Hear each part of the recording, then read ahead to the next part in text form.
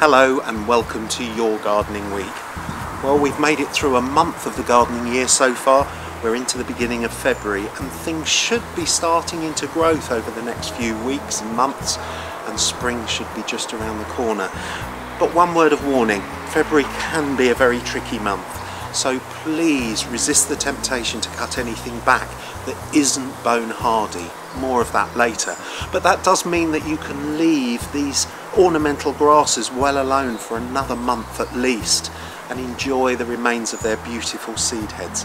This Miscanthus, for example, has been going on flowering or producing these seed heads, the remains of the flower, for at least 4 or 5 months. It's looking spectacular, and that beautiful strawy colour is a real eye-catcher at this time of year.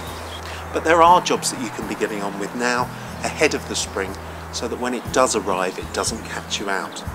There are bits and pieces of pruning to do. Things like my blackcurrants, which I didn't get round to pruning back at the end of last year, they need a real hard prune back so that I get the best fruit possible. I'm going to start by taking out some of the thickest, oldest stems of the plant right down to the base so that we can get some regrowth coming from low down. I'll then take out all the twiggy and weedy growth.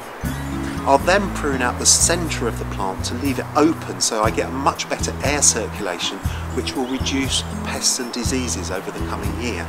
And I'll aim to leave between 5 and 7 of the strongest, youngest stems that will go on to produce flowers and fruit over the coming year.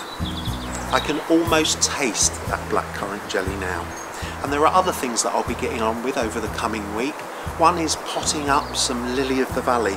These plants are so beautifully scented, and having some indoors to force into flower really is a treat, and it reminds me of my mum.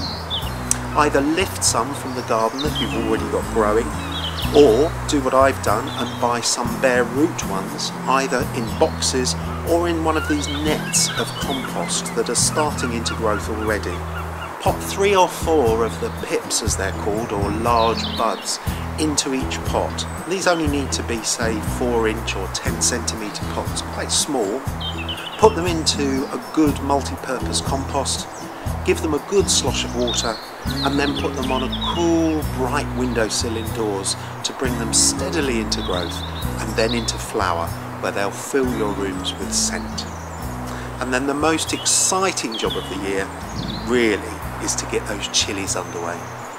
Start by filling small pots or half seed trays with compost. A good multi-purpose or a seed cutting mix will do.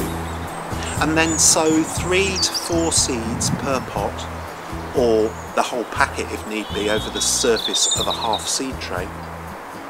And then lightly cover the seeds with enough compost just to hide them from view. Then put them on that well-used kitchen windowsill to germinate, where you can then prick the seedlings out and then pot them up to grow them on, ready for those crops in the summer. So there's plenty to be getting on with. There are more reminders of jobs to do in your garden over the coming week on my website, davidhurrian.com, and in the meantime, happy gardening.